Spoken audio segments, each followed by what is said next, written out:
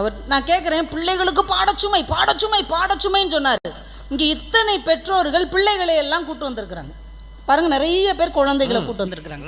நான் ஒரு அம்மாட்ட கேட்டேன், ஏங்க இவ்வளவு இருட்டு நேரம் சாயந்தரம் ஆயிடுச்சு, பிள்ளைங்களை ஏன் இங்கே கூட்டு வந்திருக்கிறீங்க அப்படின்னு கேட்டதுக்கு அவங்க சொன்னாங்க, இங்கே இருக்கிற ஒரு மணி நேரம் 2 மணி நேரமாவது மொபைல் ஃபோன் நோண்டாமல் இருப்பாங்கங்கிறதுக்காகத்தான் இங்கே இழுத்துட்டு வந்திருக்கோம் நாங்கள். இதில் நேரமும் பிள்ளைங்க படிச்சு, இந்த பிள்ளைகள்லாம் எந்த நாட்டில் இருக்குன்னு எனக்கும் தெரிலங்க. இவர் சொன்ன பிள்ளைங்க பூரா எந்த நாட்டில் இருக்காங்கன்னு எனக்கு தெரியவே தெரியல. ராஜபாளையத்தில் அவன் பஸ் ஸ்டாப்ல மட்டும் உட்காந்து படிச்சுட்டு இருந்தான். உங்க பையன்தான். நிறைய பிள்ளைங்க, என் பிள்ளை உட்பட நிறைய பிள்ளைங்க நீங்க இந்த மாசத்துல இருந்து பாருங்க, பஸ் ஸ்டாப்ல உட்காந்து படிப்பாங்க, பஸ்ல போகும்போது படிப்பாங்க, கிரவுண்ட்ல உட்காந்து படிப்பாங்க, லைப்ரரி பீரியட்ல படிப்பாங்க. ஏன் 10 மாசமும் படிக்கவே கிடையாது. மார்ச்ல எக்ஸாம், 10 மாசமும் உட்காந்து மொபைல் பார்த்துட்டு டிவி பார்த்துட்டு பொழுதையெல்லாம் வீணாக்கி விட்டு கடைசி மாசத்துல தான் நம்ம பிள்ளைகள் படித்து கொண்டிருக்கிறார்கள் என்பதை தயவு செய்து ஆசிரியராக இருக்கக்கூடிய நீங்கள் மறந்து விடக்கூடாது, நீங்கள் தூங்கி விடக்கூடாது.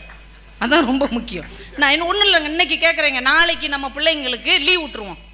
நம்ம மாவட்ட ஆட்சியர் ஐயா இருக்கிறாங்க, சும்மா ஒரு பேச்சுக்கு தான் லைவா போயிட்டு இருக்குமா, வரமாட்டாங்க, ஒரு பேச்சுக்கு லீவ் விட்டுருவோம், ஒரு பேச்சுக்கு தானேங்க, ஒரு லீவ் விட்டுருவோம். பாடமும் நீங்க படிக்கவே வேண்டாம்னு சொல்லிடுவோம். என்ன பண்ணுவாங்க நம்ம பிள்ளைங்க நினைக்கிறீங்க? அம்பிட்டு மொபைல் ஃபோனை கொடுன்னு வாங்கி உட்காந்து அனிமின்னு ஒரு தொடர் இருக்குதுங்கய்யா, அனிமி அப்படின்னு ஒரு வெப் சீரிஸ் இருக்குது, ஜப்பான் நாட்டு வெப் சீரிஸ். அது 700 எபிசோடு 10ஆம் கிளாஸ் மாணவர்கள் பார்த்துருக்குறாங்க தொடர்ந்து 700 எபிசோடு. நீங்க என்ன சீரியல் பாக்குறீங்க? என்ன பேரு? அனிமி. அனிமியா? ஆமா, அதுல நருட்டோன்னு ஒருத்தன் வருவான், அவன் தான் ஹீரோ. ஒருத்தன் இன்னைக்கு சொல்றான், பட்டிமன்றம் பேசுறதோட இதையும் பாக்குறீங்களா? பார்த்ததை கேட்டேன், நருட்டோ பட்ட கஷ்டத்தை விட நம்மெல்லாம் கஷ்டப்பட போறோம் அப்படிங்கிறான். ஜப்பான்ல இருக்கிற ஒரு அனிமியோடைய கேரக்டர் இந்த பிள்ளைகள் பார்த்து கொண்டிருந்தால் பாடத்தை எப்படி படிப்பாங்க? நான் கேட்குறேங்க சிம்பிளா, அன்னன்னைக்கு சொல்லி கொடுக்குற பாடத்தை அன்னன்னைக்கு படிச்சா பாடம் சுமையாக இருக்குமா சுகமாக இருக்குமா? மனசாட்சியை தொட்டு சொல்லுங்க. நம்ம வீட்டு பிள்ளைகள் அன்னன்னைக்கு பாடத்தை படிக்கிறார்களா? இல்ல, படிக்கல இருந்தா ஒத்துக்கிட்டாங்க அந்த அம்மாவே. ஏன் பாடத்தை படிக்கவில்லை என்றால் அவர்கள் வலைத்தளங்களில் தங்கள் வாழ்க்கையை செலவழித்துக் கொண்டிருக்கிறார்கள். ஒரு துளி காலையில 7 மணிக்கு மழை விழுந்துட்டோம், டிவியை போடுங்கிறாங்க. எதுக்கு? லீவ் விடுறாங்களான்னு பாரு. ஏண்டா ஒரு துளி மழைக்காடா மாடியில இருந்து அந்த அம்மா போர்வையை காய போட்டுக்கிட்டு இருக்குடா, அது சலார்னு தெரிச்சு விட்டுருக்குது. அப்படியாக்கும் நான் கூட மறுபடியும் வெள்ளம் வந்துருச்சாக்குன்னு சந்தோஷப்பட்டேன். வெள்ளம் வந்துருச்சாக்குன்னு சந்தோஷப்பட்டுக்கிட்டு இருக்கிறாங்க. அவன் வீடெல்லாம் இழந்து வண்டிகளை இழந்துருக்காங்க. இவன் மறுபடியும் எப்போ வெள்ளம் வரும், லீவ் விடுவாங்க, மொபைல் பார்த்துக்கிட்டு இருக்கணும். இந்த குழந்தைகள் ஆசைப்பட்டு கொண்டிருக்கிறார்கள். வாத்தியார் இவ்வளவு கோவப்படுறாரு பயங்கரமா. சார் எவ்வளவு பேசியிருக்கிறாரு, எனக்கு என்ன செய்யனே தெரியல. அந்த காலத்தில் அவர் நல்லவர், ராஜ்குமார் சார் நல்ல மனிதர். எப்படி அந்த காலத்துல வாத்தியார்கள் பாடங்களை ரசித்து நடத்தினார்கள், நாங்கள் ருசித்து படித்தோம். இன்னைக்கு நாங்கள் லேகிய மாதிரி திணிக்கிறோம், அவன் வாந்தி எடுக்கிறான். பிரச்சனை எங்க வந்துச்சுன்னு தெரிஞ்சுச்சா? பாடம் சுமை அல்ல, பாடம் நடத்துகிற வாத்தியார் தான் சுமை என்பதை தானே ஒத்துக்கொண்டிருக்கிறார். சாட்சி அதுவா வந்து சொல்லிட்டு போயிருச்சு. பிற பாடம் சுமையா தானே இருக்கும். நான் வராமையே என்னை அவர் படுத்தினார்ல, நான் பாட்டுக்கு நான் சூசுவான்னு ஒரு ஓரமா தான் உட்காந்து எப்படி உட்காந்துருந்தீங்க, சூசுவான்னு உட்காந்துருந்தேன். அவர் என்னைய பிடிச்சி வம்புக்கு இழுத்த, அப்புறம் நான் பதிலுக்கு என்னத்தையா சொல்லணும்ல. இல்லைன்னா நெல்லை மாவட்டத்து மக்கள் என்னை பத்தி என்ன நினைப்பாங்க? ராஜபாளையத்துக்கு வந்து வாழ்ந்தவரை எம்பிட்டு பேசுறாரு, அந்த ஊர்லயே பிறந்தவையே ஊமையா இருக்கான்னு நினைப்பாங்களா இல்லையா? உங்களை போய் ஊமைன்னு பதில் சொல்லாம இருக்காளே நினைப்பாங்கல்ல. நீங்க ஒரு விஷயம் ஞாபகம் வச்சுக்கோங்க, பாடச்சுமையினால பிள்ளைங்க படிக்கல, அது காரணம் இல்லை, அவங்க வலைத்தளத்திலேயே இருக்கிறதுனால தான் படிக்கவே இல்லை என்பதை தயவு செஞ்சு புரிஞ்சுக்கோங்க. முன்னாடி எல்லாம் வலைத்தளத்தில் உள்ள ஆபத்து கொஞ்சம் கம்மியா இருந்தது. என்ன தெரியுமா? வலைத்தளங்களை நம்ம பிள்ளைகள் பார்த்து கொண்டு மட்டும்தான் இருந்தார்கள். இன்றைக்கு நம்ம வீட்டு பிள்ளைகள் அதில் பங்கேற்று கொண்டிருக்கிறார்கள் என்பதை தயவு செய்து மறந்து விடாதீர்கள். ஒரு டிக்டாக்காவது பண்ணாத பிள்ளை நம்ம வீட்டில் இருக்கிறதா? ஒரு ரீல்ஸாவது போடாத பிள்ளை யார் வீட்லயாவது இருக்குதா? வாட்ஸ்அப்பில் நிகழ்வுகளை பரிமாறாத பிள்ளைகள் இருக்கிறதா? ஃபேஸ்புக்கில் அக்கௌண்ட் இல்லாத பிள்ளை இருக்கிறதா? இன்ஸ்டாகிராம் இல்லாத பிள்ளை இருக்கிறதா? இன்றைக்கு நம் வீட்டு பிள்ளைகள் எல்லாருமே வலைத்தளத்தின் எல்லா ஆப்புக்குள்ளும் மாட்டிக்கொண்டு ஆப்படித்து போய் உட்கார்ந்துருப்பது போல இருக்கிறார்கள். அதுதான் இன்னைக்கு எல்லாமே பிரச்சனை. திருக்குறள் உளுந்து சொல்லி கொடுக்குறாங்க வாத்தியார்கள், அதெல்லாம் அவனுக்கு புரியவே மாட்டேங்குது. ஆனால் அவனா உருவாக்குறான் ஒரு திருக்குறள். ரீல்ஸ் பார்த்தீங்களா? அப்பாவுக்கு அப்பா என்னப்பா, எங்க அப்பா எல்லாரையும் விட கெத்தப்பா, அவனுக்கு பிடிச்ச திருக்குறள் அவனா எழுதுனாயா, ரீல்ஸ்ல வருது. ரீல்ஸ்ல ஆமா, இதை பார்த்துட்டு இதே மாதிரி நம்ம பிள்ளைங்க ரீல்ஸ் போட்டுறாங்க. அது எப்படி? அவங்களாம் போட்டுட்டு இருக்கிறாங்க. உங்களுக்கு நிறைய நேரம் இருக்குமா இதெல்லாம் பாக்குறீங்க? நான் வேலை வெட்டிக்கு போகல இல்லைங்கய்யா. அவங்கள மாதிரி ஆசிரியராவோ பேராசிரியராவோ நான் இல்லை. இங்கே யோசிச்சு பாருங்க, மனப்பாட பாடல் அவ்வளோ நாள் சொல்லி கொடுக்குறாங்க, எழுத வரல சொல்ல வரல. ஆனால் இன்னைக்கு பிள்ளைகளை கூப்பிட்டு கேளுங்க, உருளைக்கிழங்கு செல்லக்குட்டி அப்படின்னா என்ன சொல்வீங்க? உருளைக்கிழங்கு செல்லக்குட்டி எங்க போச்சு, கத்தரிக்காய் கூடக்குள்ள தூங்க போச்சு. இந்த பாட்டு சிலபஸ்லயே இல்லாம பிள்ளைங்க மனப்பாடம் பண்ணி வச்சுக்கலாம். சொன்ன உடனே அந்த எந்த வாத்தியாரும் சொல்லி கொடுக்கல, எந்த வாத்தியாரும் சொல்லி கொடுக்கல. பாட்டா சொல்லி கொடுங்க, புரியுற மாதிரி சொல்லி கொடுங்க. ஏன்னா இந்த வலைத்தளத்தை பார்த்து பார்த்து அவங்களுடைய நினைவுகளே மங்கி போய் விட்டது. நடுவர் அவர்களே, எதிர்மறை வாக்கியம் எழுதுன்னு அன்னைக்கு ஒரு டீச்சர் கொடுத்துருக்குறாங்க. குட்டையில் நீர் நிரம்பி உள்ளது அப்படின்னு, அதுக்கு எதிர்மறை எழுதுறான். நெட்டையில் நீர் நிரம்பி உள்ளதுன்னு எழுதியிருக்கான் ஒருத்தன். ஏரி பாசனம் நன்று, இறங்கி பாசனம் நன்றுன்னு எழுதி வச்சிருக்கான், ஆப்போசிட். அப்ப எந்த அளவுக்கு இவங்க மொழியை மறந்து இந்த வலைத்தளத்துக்குள்ள சிக்கி சீரழிந்து கொண்டிருக்கிறார்கள். தயவு செஞ்சு நீங்க புரிஞ்சுக்கோங்கய்யா. வாத்தியார்கள்லாம் லவ் டுடே பார்க்காதீங்க. இவர் லவ் டுடே பார்க்குற வயசா இல்லம்மா, பார்த்தவங்க அவருக்கு சொல்லியிருக்காங்க. அவர் சொன்னாரு, எனக்கு தான் லவ் டுடே பார்க்குற வயசு, ரேவதி மேடத்துக்கு கிடையாதுன்னு அவர் தான் சொன்னாரு. சரி, இதுக்கியா சொல்லி மாட்டிக்கிறீங்க? வலை பின்னல்களாக இருக்கிறது. ரொம்ப நல்ல படமா அம்மா அது? யாருக்குங்கய்யா தெரியும்? உங்க மொபைல் அவர்கிட்ட கொடுத்து பாருங்க, அப்ப தெரியும். என் மொபைல்ல அந்த படம் இருக்கா? இல்ல, அந்த படத்தோட கான்செப்டே அதான். ஓ அப்படியா? ஆமா. இப்ப ராஜ்குமார் சார் மொபைல்ல அவங்க ஒய்ஃப் கிட்ட கொடுத்துறணும். அப்புறம் என் மொபைல் எதுக்கு அவர்கிட்ட கொடுக்க சொன்னீங்க? ஒரு பேச்சுக்காக. பேச்சுக்காக ஆண் மொபைல பெண்ணிட்ட கொடுக்கணும், அது கணவன் மொபைல். என் மொபைல் அவர்கிட்ட கொடுக்க சொன்னா என்ன அர்த்தம்? அவருக்கு ஒன்றும் பார்க்க தெரியாதுன்னு அர்த்தம். இப்ப ராஜ்குமார் சார் மொபைல ஒரு ஒய்ஃப் கிட்ட கொடுத்துட்டோன்னு வைங்க, அவர் எப்படி சிக்கி சீரழிஞ்சு சின்னாபண்ணாமாக போறாரு. அவர் ஏடிஎம் கார்டே அங்கதான் இருக்கு. ஏடிஎம் கார்டு பின் நம்பர் கூட மனைவிட்ட கணவர்கள் சொல்லிடுவாங்க. ஆனா மொபைல் போனுடைய அந்த பேட்டர்ன் யாராவது மனைவிக்கு சொல்லுவீங்களா? சொல்லுவோம், சொல்லிட்டு உடனே மாத்திடுவோம்.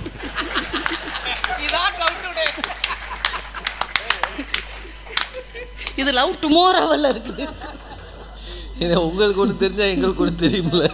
இல்லை, எல்லா பிள்ளைகளும் மொபைல் ஃபோனை வைத்து கொண்டு லிங்க் வச்சு கியூஆர் கோடு வச்சு பார்க்குறாங்களாம். எங்கள் வியூஸ்ன்னு ஒன்று இருக்கும்ல, நீங்கள் வலைத்தளங்களில் அந்த கியூஆர் கோடை வச்சு பிள்ளைங்க எவ்வளவு வியூஸ் பார்த்துருக்குறாங்க, வலைத்தளங்களில் எவ்வளோ நேரம் பார்த்துருக்காங்கன்னு நீங்கள் பார்த்துட்டீங்கனாலே உங்களுடைய சாயம் வெளுத்து போயிடும். அதுவும் பிள்ளைகளும் அதையே பார்த்துக்கிட்டு இருக்காங்களாம். ஒரு மாதத்துக்கு முன்னாடி கரூரில் 3 பிள்ளைங்க கிளம்பி கொரியாவுக்கு போயிருக்காங்க. எதுக்கு தெரியுமா? ப்ராஜெக்ட் செய்யறதுக்கு. கொரியாவுக்கு போறதுக்கு ட்ரை பண்ணியிருக்காங்க. விசாகப்பட்டினம் வரைக்கும் எங்கேயோ போயிட்டு 14,000 ரூபாய் பணத்தை கொண்டுட்டு போயிட்டு இறங்கியிருக்காங்க. எதுக்குமா இங்கே வந்து அப்படின்னா, ராஜ்குமார் என்று ஒரு ஆசிரியர் இருக்கிறார், அவர் தான் எங்களை நாடு நாடாக சென்று ப்ராஜெக்ட் செய்ய சொன்னார் அப்படின்னு இருக்காங்க.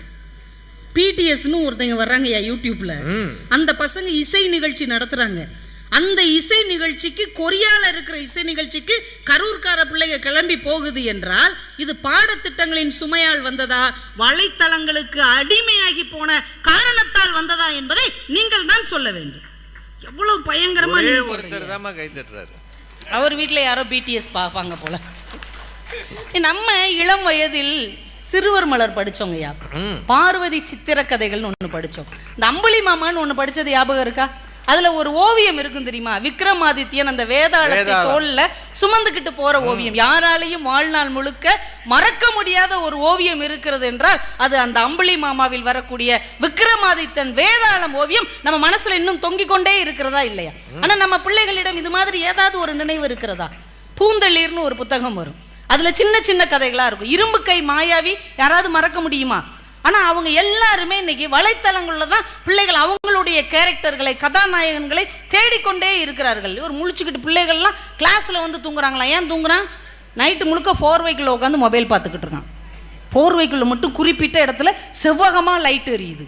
என்னடா இப்படி நம்ம வீட்டில் ஒரு லைட் செட்டிங்கே கிடையாதுன்னு பார்த்தா அவன் உள்ள கடந்து பார்த்துக்கிட்டு இருக்கான். செவ்வகமாக எரியாதுமா, நீளமா பெருசா. இப்படி செவ்வகமா நீளமா?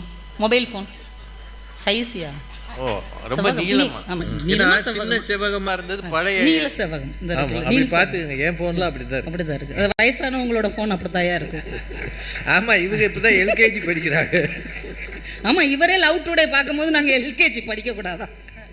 அதை உட்கார்ந்து அந்த வெளிச்சத்தில் தங்கள் வாழ்க்கையின் இருட்டில் மூழ்கி கொண்டிருக்கிறார்கள் சொன்னா பயங்கரமா பேசிக்கிட்டு இருக்கிறாரு. ஐயா, 2-3 விஷயம் மட்டும் நான் சொல்லி முடிச்சிடுறேங்கய்யா. இப்போ 2 விஷயம் நடந்ததுங்க இந்த 2 வாரத்துக்குள்ள. இந்த ஜனவரி பிப்ரவரிக்குள்ள ஒரு 2 விஷயம் நடந்தது. ஐநா சபை என்ன பண்ணுறாங்க, ஒவ்வொரு வருஷமும் ஜனவரி 24 இருக்கு இல்லையா, அதை சர்வதேச கல்வி தினமாக கொண்டாடுறாங்க. ஒவ்வொரு வருஷமும் ஐநா சபை கொண்டாடுறாங்க. இந்த வருஷம் அதுக்கு ஒவ்வொரு தீம் வைப்பாங்களா, கருப்பொருள். இந்த ஆண்டின் கருப்பொருள் என்ன அப்படின்னா, வெறுப்பு பிரச்சாரத்திற்கு எதிராக கல்வியும் ஆசிரியர்களும் அப்படின்னு டாபிக் கொடுத்துருக்குறாங்க. நிறைய குழந்தைகள், மாணவர்கள் இன்றைக்கு அதிக அளவில் ஃபேஸ்புக்கு, இன்ஸ்டாகிராம், ட்விட்டர் மாதிரி விஷயங்களில் பங்கு பெறுகிறார்கள். அதில் ஏதாவது ஒரு விவாதத்தை வைத்து பெரியவர்கள் சண்டை போட்டுக் கொள்வதை தாங்களும் உள்வாங்கிக் கொண்டு அதை வகுப்பறையில் ஜாதியாக, மதமாக, சினிமாவாக, அரசியலாக பிள்ளைகள் பிரதிபலித்துக் கொண்டிருக்கிறார்கள். இவர்கள் ஆபத்தை நோக்கி போய் கொண்டிருக்கிறார்கள். ஆசிரியர்களை கொஞ்சம் கவனம் செலுத்துங்கள் என்று சொல்லியிருக்கிறாங்க. இதுக்கு நீங்கள் கைதட்டலாம். இதுதான் இந்த வருஷத்தினுடைய கருப்பொருள். நாம் ஃபேஸ்புக்கில் சண்டை போட்டது போக, தெருக்குழாயில் சண்டை போட்டது போக, இன்னைக்கு பிள்ளைங்க தனக்கு சம்பந்தமே இல்லாத கருத்துக்களை வலைத்தளங்களில் திணித்து கொண்டிருக்கிறார்கள். இதை எப்படியாவது காப்பாற்றுங்க, இது குழந்தைகளின் அறிவை கீழ்மட்டத்துக்கு கொண்டு வந்துரும்னு ஐநா சபை வலியுறுத்துகிற அளவுக்கு இருக்குது. இன்னொன்று, இந்த பிப்ரவரி தொடக்கத்தில் அமெரிக்காவில் சான் பிரான்சிஸ்கோவில் ஒரு செனட் சபை ஒரு மீட்டிங் நடத்தினாங்க. சமூக வலைத்தளங்களால் பாதிக்கப்பட்ட பிள்ளைகளின் பெற்றோர்கள். அதுக்கு எதிர்க்க யார் யார் தெரியுமா? நம்ம ஃபேஸ்புக்கு, இன்ஸ்டாகிராம் ஓனரு மார்க் ஷக்கர்பர்க்கு, அவர், பிறகு இந்த மிட்டா, நிறைய இருக்குது இல்லையா, நம்ம வலைத்தளங்களில் இருக்கக்கூடிய ரீல்ஸு, ஸ்னாப் சாட்டு, இதோடைய ஓனர்கள்லாம் இந்த பக்கம் உட்காந்துருக்குறாங்க. அவங்க பெற்றோர்கள்ட்ட பேசுங்க, இவங்கள்ட்ட என்ன பிரச்சனையோ சொல்லுங்கன்னு. ஒவ்வொரு பெற்றோர்களும் எழுந்து நின்று, இந்த கொரோனா காலத்தில் இந்த மொபைல் ஃபோனை பிள்ளைங்க கையில் கொடுத்தோம். அமெரிக்க பெற்றோர்கள், நம்மளை விட்டுருங்க, அமெரிக்க பெற்றோர்கள் சொல்கிறாங்க, கொரோனா காலத்தில் படிப்பாங்க, இல்லை நல்ல விஷயங்களை கற்றுக்குவாங்கன்னு அந்த மொபைல் ஃபோன் அந்த பிள்ளைங்கள்ட்ட கொடுத்தோம். ஆனால் நிறைய பிள்ளைகள் அதில் தேவையில்லாத வலைத்தளங்களுக்குள் சிக்கி பாலியல் தொந்தரவுக்கு ஆளாகி இருக்கிறார்கள். நிறைய பிள்ளைங்க தற்கொலை செய்து கொண்டார்கள். நிறைய பிள்ளைங்க ரம்மி விளையாண்டு பணத்தை இழந்திருக்கிறார்கள். அவர்கள் மன உளைச்சலுக்கு ஆளாகி வாழ்க்கையை தொலைத்து விட்டார்கள் என்று அவங்களுக்கு முன்னாடி கண்ணீர் வடித்து அழுதிருக்கிறார்கள். அதில் ஹைலைட் என்ன தெரியுமா? நம்ம மார்க் ஷக்கர்பர்க்கு எந்திரிச்சு நின்று அவங்கள கையெடுத்து கும்பிட்டு, நான் மிகப்பெரிய தவறை செய்து விட்டேன், உங்களுடைய நிலைமை இனிமேல் யாருக்கும் வரக்கூடாது, தயவு செய்து என்னை மன்னித்து விடுங்கள் என்று அந்த ஃபேஸ்புக்குடைய ஓனர் மன்னிப்பு கேட்டிருக்கிறார் என்றால் எந்த அளவுக்கு நம்ம பிள்ளைகளுடைய வாழ்க்கையை இந்த வலைத்தளம் ஆக்கிரமித்து இருக்கிறது என்பதை நீங்கள் புரிந்து. மன்னிப்பு கேட்டார், ஆனால் ஃபேஸ்புக் அது இருக்குது, அப்படியே தான் இருக்குது. ஏன் நம்ம பிள்ளைங்க அதுக்குள்ளே போய்கிட்டு இருக்காங்கல்ல. கோயம்புத்தூரில் ஒரு வாத்தியார் கவுன்சிலிங் பண்ணவர், நம்ம ஐயா மாதிரி, அவர் சொல்லியிருக்கிறாரு, இந்த வடிவேலு படத்தில் வரும் இல்லையா, அது மாதிரி ஒருத்தரை தள்ளி பந்தாடி ஒரு விளையாட்டு விளையாடி ரீல்ஸ் விளையாட்டுருக்கான். அப்படி தொடங்கி அது குத்துச்சண்டையில் முடிஞ்சு ஒருத்தன் மண்டையை உடைச்சிருக்கான். எல்லாம் 7th படிக்கிற பிள்ளைங்க. 7ஆம் வகுப்பு மாணவர்கள் இந்த அளவுக்கு மோசமாக போவாங்கன்னு நான் நினைத்து கூட பார்க்கவில்லை என்று அவர் வேதனைப்பட்டிருக்கிறார். நடுவர் அவர்களே, நம் வீட்டு பிள்ளைகளுக்கு லேப்டாப்பை கரெக்டாக மடித்து வைக்க தெரிகிறது, ஆனால் தூங்கி எழுந்த போர்வையை மடித்து வைக்க வேண்டும் என்பது யாருக்கும் தெரியும். அதுக்கு தான் நீங்கள் இருக்கீங்களே அப்படின்றான் அவன். மொபைல் ஃபோனில் தான் யாரு கூட எல்லாம் சேட் பண்ணோங்கிறத கம்ப்ளீட்டாக க்ளீன் பண்ண தெரிகிறது. சாப்பிட்ட தட்டை க்ளீன் பண்ணணும் என்பது யாருக்கும் தெரியவில்லை. மொபைலில் இருக்கிற ஆப்பில் இருந்து ட்ரெயின் டிக்கெட் புக் பண்ண தெரிகிறது. எதிரே யாராவது வந்தால் புன்னகை செய்ய வேண்டும் என்கின்ற அடிப்படை கூட தெரியவில்லை. ஒரு பீஸாவை வந்து ஆர்டர் பண்ணி மொபைல் மூலமாக வாங்க தருகிறது. அம்மாவோ அப்பாவோ ஒரு டம்ளர் தண்ணி கொண்டு வாடான்னா அதை தரக்கூட அவர்களுக்குள் இதயத்தில் ஈரமில்லை என்றால் அந்த அளவுக்கு வலைத்தளம் அவர்களை இறுக்கி பிடித்து இழுத்திருக்கிறது. ஒரு காலத்தில் வலைத்தளத்தை பார்த்து கொண்டிருந்த பிள்ளைகள் இன்றைக்கு பங்கேற்கிற அளவுக்கு ஆகியிருக்கிறார்கள்.